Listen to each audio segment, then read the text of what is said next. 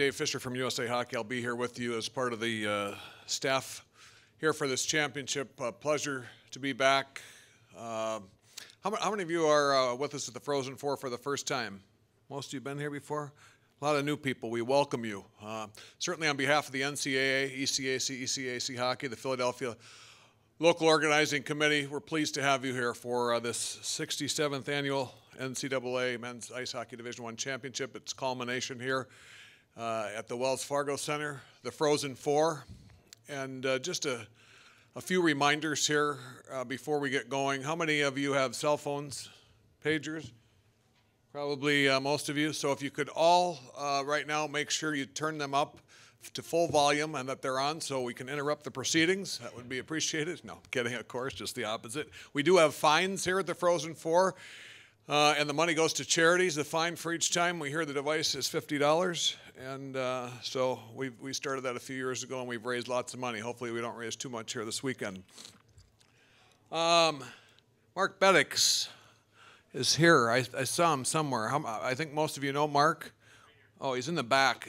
He is the Director of Media Relations for this championship from the NCAA office. So he will be available to you throughout. Ed Kraske, who many of you know right here. Ed from ECAC Hockey, also our host. So between the three of us and many other talented people here, we're here to serve your needs and help you make the job as easy as possible in covering this great championship. Ready? Yeah, bring them on up. There you have the union contingent with us. We do have mic holders for this, and these, we need to make sure we use the mic, and we need to make sure you identify yourself and your affiliation each time, as these are transcribed. All the press conferences are transcribed. asapsports.com/webscripts/Frozen4 is where you'll find them. I'll repeat that here in just a minute. Pleased to have the Union College contingent with us here. Guys, congratulations. Welcome to Philadelphia. And of course, you may have seen the news just come out. Our Spencer Penrose Award recipient as the Division I Coach of the Year, here, right here to my left, Coach Rick Bennett. Rick, congratulations, and we'll start with you with your opening thoughts. Well, I guess you guys are probably getting a little sick of this one, but we are, because we're, as a group here, we're not. It's great to be here, coming back for a second time in 3 years. You know, feel very, very honored, privileged. I want to say congratulations to BC, Minnesota, and North Dakota as well. And we're looking forward to playing here tomorrow night. All right, thanks very much, Coach. Matt, I know you just got here. You're at the Frozen Four. Thoughts? Been here before? Just happy to be back, and hopefully we can do a little bit better than we did last time. A little more than that, Matt. Philly's a great city. Love it here. No, we're just excited to play. We're ready to go and prepared for BC, and we're just really excited to be playing. Daniel, you spent a lot of time here in Philly? Been here before? No, first time. First time? Just kind of like Matt said, just excited to be here, excited to get the game going tomorrow night. And, it's kind of been a fun ride of the season, and I think the guys are just excited to continue it here in Philly.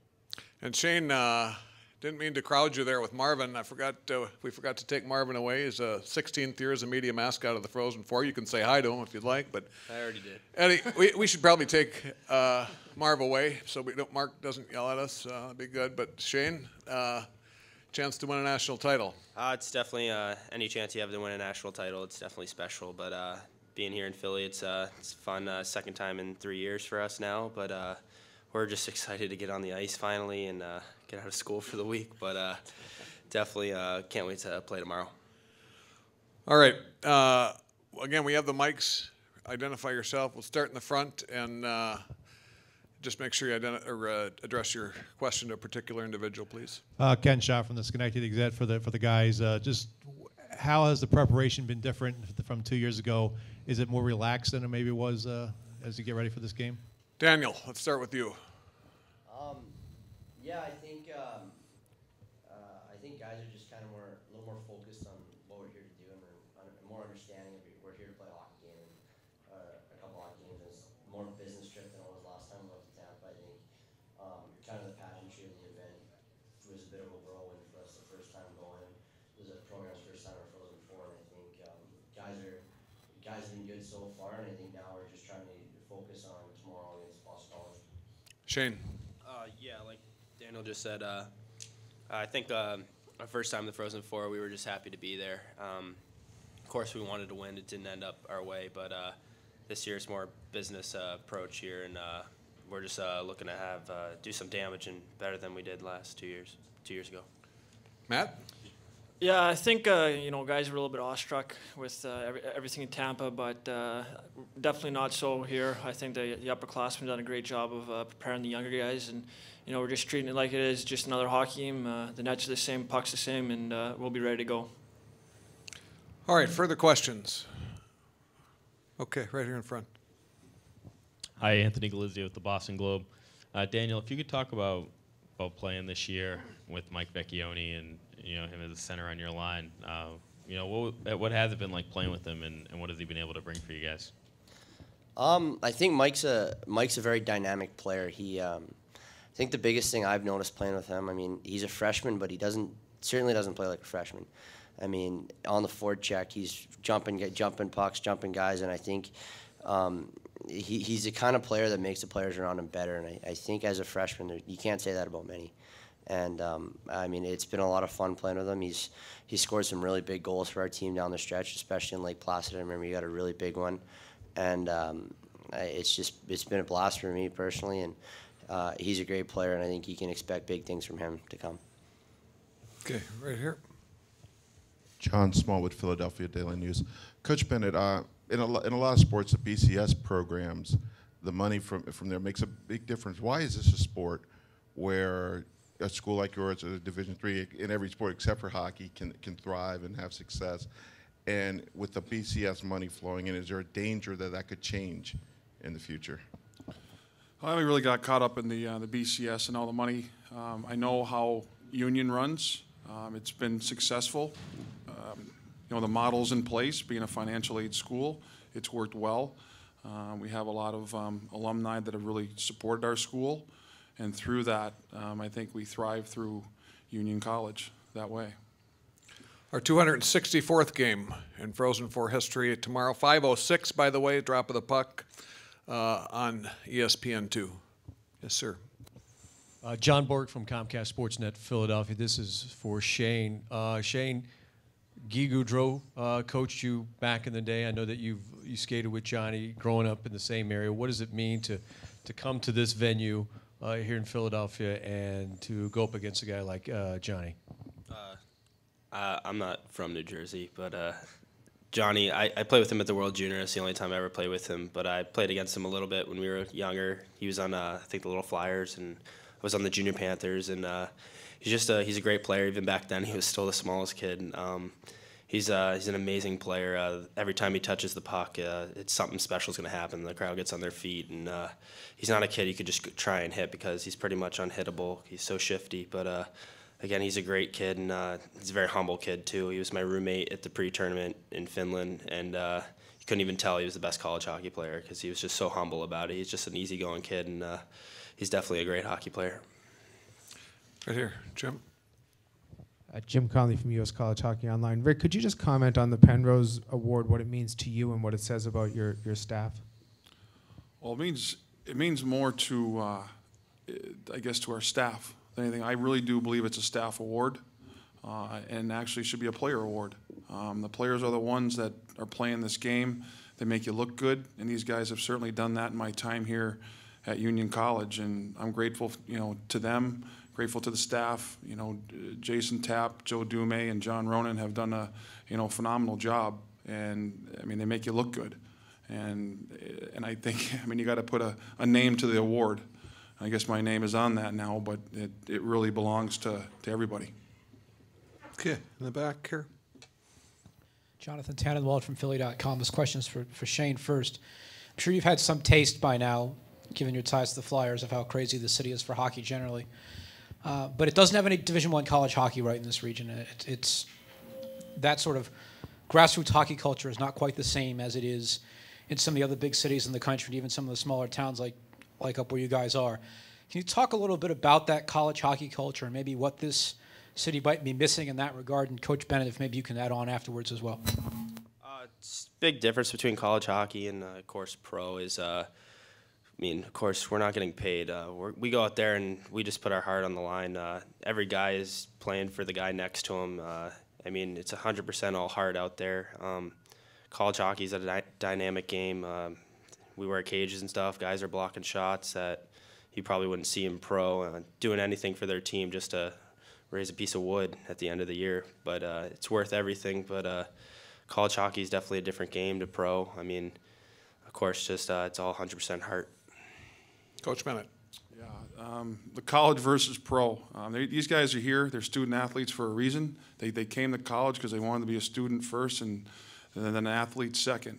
Obviously, if you wanted to go that pro route, you probably would have went major junior or go that venue. But we really feel here, it's a great development model here in the college world, as I like to call it. And obviously these guys, the guys I'm sitting with up here have aspirations to, play on after, but it's also nice to play on after knowing that you have a degree, to fall back on. And even if you stay, because we've had guys in the past and doing this and that, have 3 years, but, are, coming back and whatever. So I think it's a great, just a great model that way. But I don't think playing for the jersey in college, it's something that you'll always remember. These guys will remember this to the day they have moved on. It's just something that it's great. I never experienced it as a player, being just a couple minutes away from it, and still talk to players about it and how we got beat. But these guys have gotten here, and now we want to take it to the next level. And this is something that's truly special. Indeed, right behind you here. Ed Barkowitz, Daily News, Philadelphia. Shayne, what's your exposure to Philadelphia? Have you been here before? Have you skated on this ice? Have you been to games here? I've never been to a game here. During development camp, we came here. We had a tour of the locker room and stuff. Nothing too big. Just saw the ice. I've never skated here before until an hour ago. But did have a Geno's cheesesteak last night, so that was pretty good. Other than that, I haven't really seen Philly too much. I came here for a tournament when I was, I think, 9 years old, but I don't really remember it that much. But it's definitely been nice. The hospitality's been nice, too. What is your reaction having spent an hour out there? It's definitely awesome. You catch yourself just waiting in line for the next rep of the drill, and you just catch yourself looking around at the banners and stuff, and it's pretty cool just being in such a building with all this history in it. Okay, back here. Coach, I guess as much as the... Could you introduce yourself again, please? Jonathan Tannenwald, Philly.com. To go back to what I was asking a minute ago, to address also sort of the community that exists across college hockey, like when you go to the Frozen Four and every school has fans here, and there's a certain tight-knitness, it seems, with college hockey that even in the bigger stages of college football and basketball doesn't always exist. Well, again, that's a question that, just watching the basketball here recently on TV, it looked like a great following. We feel the same way about, college hockey. I think it's going to be a tremendous atmosphere. As players, as coaches, we really do appreciate it. We appreciate our fans. We feel the fans at, Union College, the supporters of our program, travel well. And they're great fans. They're great people. And we enjoy just being associated with them.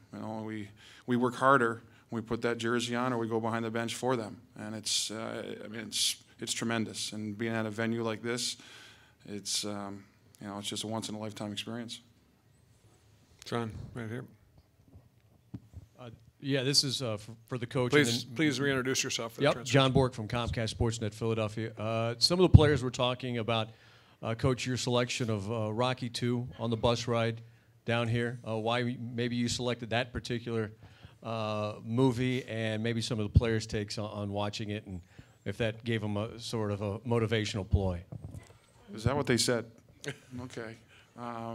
I didn't. That's the first time I heard of that one. But well, you always. I thought Rocky I was obviously a dynamite movie, but I think in the end what happened. I don't think he won, so that's why we threw in Rocky II, because he won.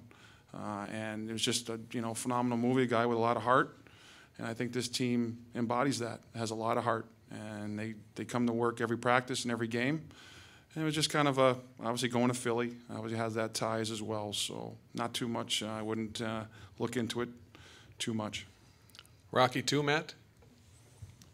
It's a good movie. Coach always just throws on movies that kind of, I guess, reflects his how he feels about our current road trip. So, good movie, and I personally didn't really watch all of it because I've seen it before, but I'm sure some guys did. Shayne, what about Rocky II? Did Rocky II raise a piece of wood? Yeah, I mean, it's pretty cool to watch it. I'm more of a headphone guy on the bus, though, but those movies are past my generation, or for my generation. But Coach said to me on the bus when we were getting on from a rest stop, Roadhouse is on right now. And Swayze, who's the man back then, so that was pretty cool. It was a little better than Rocky, I thought. Daniel, you have to chime in here. Well, our movie selections on the road are, some might describe them as suspect. It depends who's picking, but I think Coach chose Roadhouse after because he thinks his hair looks like Patrick Swayze. So I think that's pretty much all I got. All right, John. John Small with Philadelphia Daily News. This is for the players. For people who aren't familiar with college hockey, you know, they're going to look at, they'll see the names and they'll see schools that they recognize, and then they'll say Union. And they're like, okay, Union. So my question would be is, what should they understand about college hockey and sports where this is not unusual for a school, you know, for a program like yours to be in this position? Shayne. I mean, you can sort of look like the basketball. I mean, it's a tournament that anyone can win. The hardest part, I think, is making the tournament sometimes. And when you get here, anything could happen. And I know people tab Union as a Cinderella, but we just look at ourselves as Union College, and pretty much that's it. Union, by the way, is the winningest team coming into the Frozen Four with 30 wins. Daniel, what do you have on that topic? I mean, like Shayne said, I think we don't put too much emphasis on it. I think we just think at this point of the year, all the teams that have got here are great teams, and I think we just can't focus on that and just got to focus on what it's going to take for us to come out on top here. I mean, that's been our goal since the start of the year. So just focus on the parts of our game that makes us successful going into tomorrow. Matt, tell us a little bit about Union College. You know, we're a small school, Schenectady, New York. You know, the community does a great job rallying around us, and we might not fill a 10,000-seat arena, but we're, you know, 2,500 every night, and it's packed, it's loud, it's a real tough place to play, and I think that's just part of the college hockey atmosphere. It doesn't matter if you're at a big school or a small school, your fan support's just great, and we're lucky that we chose Union College as a place to play. Okay, right here in front. Jeff Cox with SB Nation. I was wondering if you guys could talk about, you're the only team that won your conference tournament. Is there anything that you can kind of delve from, you know, winning 2 games and, you know, 2 nights, you know, kind of to translate to needing to win 2 games this weekend? Daniel, why don't we start with you? Yeah, I think I think you can take a little bit from that, but I think everyone in college hockey plays 2-game series every weekend pretty much. So, but I don't know, I think the tournament format for our conferences makes a bit of a difference because you got to get kind of a more understanding that every second matters, and I think out there and every little detail matters. So I think we learned a pretty good lesson there on what it takes, and I think we just got to try to continue that into this weekend. Matt, anything to add on that? You know, I think all 4 teams here had to win their regional, and I think all teams can draw experience on that. But, you know, as far as a one and done goes, you just have to play, you know, shift by shift and period by period. You can't look too far ahead. Definitely not looking towards the next game because you might not get it. So it's all about staying in the moment and just playing that next shift. Ken. Ken Schatz, Connecticut Gazette. For Rick and Matt, you guys played BC last year for the first time, beat them 5-1. How important is that? Does that give you guys confidence going into tomorrow's game? Matt, let's start with you. Yeah, you know, you can look back at that, and that was great for us. That was a big win for our school, but, you know, we're just looking at tomorrow's game for what it is. It's 2 different teams. Both teams have a lot of holdovers, but also a lot of guys playing big roles. And, you know, we're just ready to get going. But we really haven't watched that game a whole lot, and we haven't talked about it all that much. So, you know, we've just prepared for this Boston College team. Coach Bennett. Just to touch what Matt said, it is what it is. Last year's last year. I think it's a wash right now. Come 5 o'clock or 5:06. 5:06. You got it. 5:06. Who's ever getting off that bus, whatever team's ready to go, looking across to your opponent and who has the most heart and get some some bounces here and there. That's who's going to win. It's plain and simple. Okay, in the back, Ed. Ed Barkwitz, Daily News, Philadelphia. Coach, the fellas earlier said that the first experience at the Frozen Four, that was just kind of a happy to be here type of thing. Do you sense that the team is different, first of all? And secondly, what are the challenges from a coaching standpoint to make sure that that doesn't occur again? Well, it is. You can just tell by their approach up here, just from the press conference in Tampa to now, just their demeanor. Demeanor in practices, demeanor today, had a better practice than we did in Tampa. And it was just, out there. We weren't gripping the sticks. We're just playing. And that's what we want to do tomorrow. We're just going to play. We're tack type of team, and that's how we're going to, approach it. And I think through that, you don't worry about how many people are here, where you are. As far as I'm concerned, we're back playing at a home game at Union, and that's the way we're going to kind of have to deal with it. So that's kind of how our feeling is going into it. Okay, right back here in the back. Right here in front, yellow shirt. Sorry. Scott McLaughlin, WEI.com in Boston. For Matt and Shayne, I'm wondering how much you guys have gotten to watch BC's top line on video and what it's like preparing for a line that's been that dominant. Matt, this is Matt. We've got to see them a little bit. They're a tremendous line, and it's going to be about limiting the damage. They haven't really been kept off the score sheet all that much all year, so it's going to be about taking time and space away, and it's not simply a line matching up or a D pair matching up. It's the 5 guys on the ice. We work as a unit in the D zone, and it's going to be up to everyone to chip in to try and stop those guys. Shayne? Yeah, like Coach just said, pretty much we know they're going to get their chances, but it's limiting those chances, making them not high percentage chances, and pretty much just playing our D zone, like Bode said, 5-man unit, and a lot of communication down there because they're slippery. They can get behind you, and we just got to play our game. Okay, right here in front. And then we'll go in the back here. Anthony Galizia with the Boston Globe. For Rick, I guess if you can expand on what I asked Daniel about Vecchione, to put a freshman on the center spot in the top line, there's a lot of responsibility there. Could you talk about how he's responded? Well, I think he's earned it just through his play. He's had, I thought he started out pretty well in the season. He had an illness around the time, so he was out for like a month. He came back. Maybe that's helped him to where he is today. He's fresh, kind of going, similar to like a Max Novak who missed about 10 games this year in that regard. So maybe, we're seeing their best hockey now. But Daniel's pretty modest, as well as these guys up here too, Matt and Shayne. These guys played a ton in their freshman year too. Had a lot of awards, a lot of accolades, and Mike is just kind of following suit. And Dan was on, at the top line as a freshman too, so I think he's passing that along, and I'm sure Matt and Shayne have helped him along too. Let me introduce Eric McDowell. I think he's out there. Eric, stand up, is from the PR staff of Union, and Daniel Jankowski. If you don't know Eric, there he is. Daniel Jankowski is in the locker room right now. If you don't know him, we'll introduce you to him. Sir? Jason Gonzalez, Minneapolis Star-Tribune. Going back to the Rocky theme, last week Rick said that you guys have been given a little bit of a Rocky tag, kind of an underdog mentality. Is that a mindset that you guys prefer, or others have said you're somewhat of a favorite with your unbeaten streak coming into this weekend? Thank you. Matt or Daniel? Matt? We don't look ourselves as an underdog or a favorite. You just, 2 great hockey teams playing a game, and whoever executes their system is the best, probably going to win. But as far as the media or outsiders tabbing us an underdog, that's fine. And some people calling us favorites, that's fine too. We don't really put much stock into what other people are saying. We're just kind of keeping things in house in the locker room. Daniel.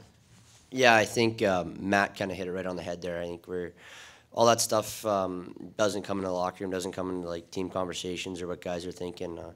I mean, if it doesn't really affect us whether guys are picking us as a favorite or giving us the underdog tag. I just think it comes down to, like Matt said, who executes their systems the best and who kind of wants it more out there. And I think that's all we're focused on right now is getting ready for tomorrow.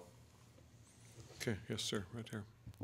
Mark Singalis from the Albany Times Union. Rick, you talked about how this practice today seemed to be better than the one 2 years ago in Tampa. Could you describe why, and does it make you feel better about your chances tomorrow? Well, I don't know if it helps our chances. I just know that, through our practices, hopefully that's going to, definitely carries over, somewhat.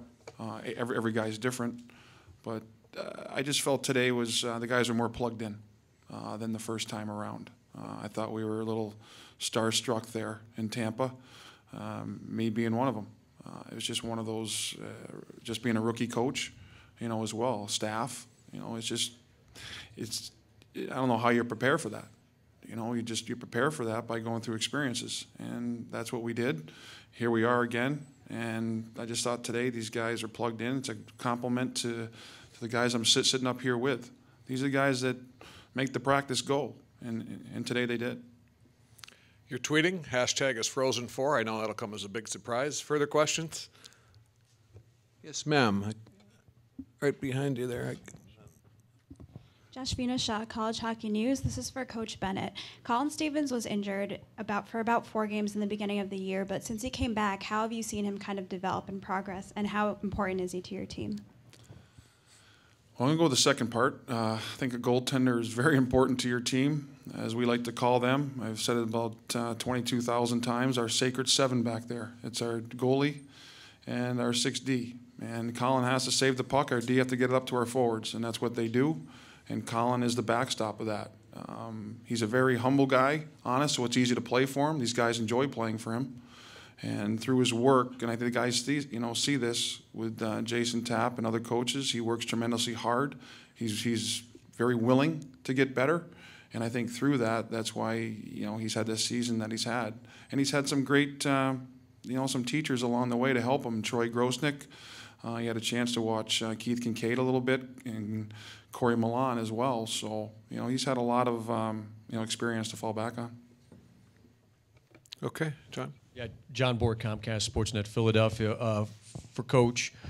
When guys get drafted, some of them, plateau and they don't progress the way that they should. Can you talk about Shayne and what you've seen in the last couple of years and why he's, and maybe the progression that he's taken from the time that the Flyers drafted him?